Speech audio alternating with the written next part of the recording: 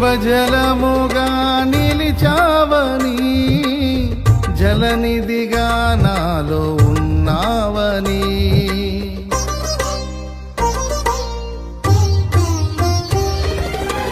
జనులకు దీవెనగా మార్చావని,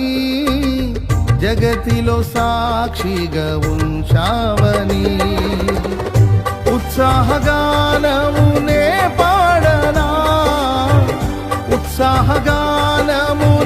పాడనా, ఏదైనా నీ కొరకు చేసేందుకు ఇచ్చితివి బలమైన నీ శక్తిని, ఏదైనా నీ కొరకు చేసేందుకు ఇచ్చితివి బలమైన నీ శక్తిని, ఇది ఏ